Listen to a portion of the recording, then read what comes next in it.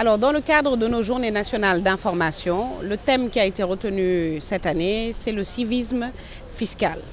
Pour encourager le civisme fiscal, la Direction générale des impôts s'évertue à améliorer la qualité des services qu'elle offre aux usagers. Parce que nous pensons qu'une administration fiscale moderne, une administration fiscale accessible, est une administration qui encourage le civisme fiscal puisqu'elle facilite aux contribuables les démarches liées à ses obligations déclaratives.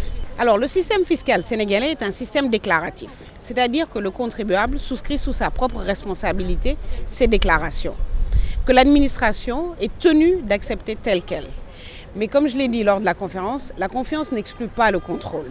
C'est pourquoi, une fois que ces déclarations sont déposées dans nos services, nous procédons à des vérifications sur pièce, c'est-à-dire les vérifications des documents qui sont déposés, et à des vérifications sur place, ce qui nous emmène parfois à nous rendre au sein de l'entreprise pour un contrôle de comptabilité.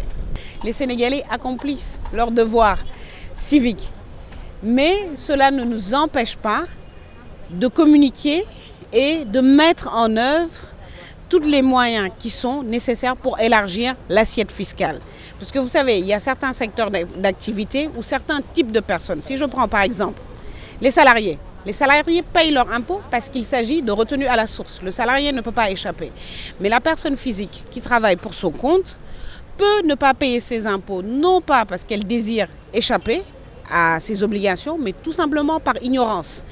Et le fait d'organiser ce genre de conférence nous permet d'aller vers les contribuables, de leur expliquer ce que nous faisons, tant sur le plan fiscal que sur le plan domanial ou cadastral, pour qu'ils aient beaucoup moins de crainte relativement à l'administration, qu'ils viennent spontanément vers nous et qu'on leur facilite l'accomplissement de ce devoir civique.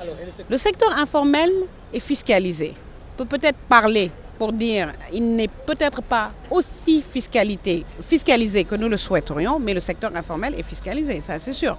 Comme je l'ai dit dans le cadre de l'exposé, nous avons le régime de la contribution globale unique, qui est un régime forfaitaire, un régime qui est très simple et qui s'adresse aux personnes physiques et aux personnes physiques évoluent plus particulièrement dans le secteur informel, parce que c'est un impôt synthétisé qui regroupe à la fois l'impôt sur le revenu, la TVA et la patente notamment.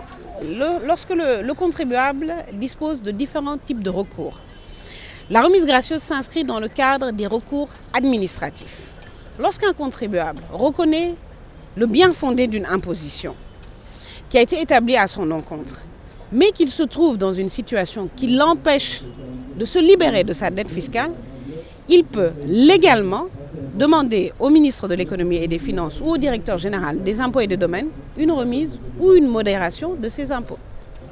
La stratégie, d'abord le premier axe, c'est la communication, informer.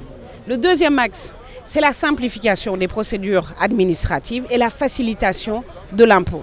Le troisième axe, c'est l'accessibilité. Parce que lorsque l'administration est accessible, il est beaucoup plus facile pour que le contribuable vienne spontanément. On oublie souvent que l'administration fiscale a aussi un rôle de conseil. On oublie souvent que qu'au niveau du cadastre, nous sommes le géomètre de l'État, on peut nous saisir pour des relevés topographiques. Donc, on s'efforce aujourd'hui de travailler vers l'accessibilité, vers l'information et vers la simplification de nos procédures pour élargir l'assiette.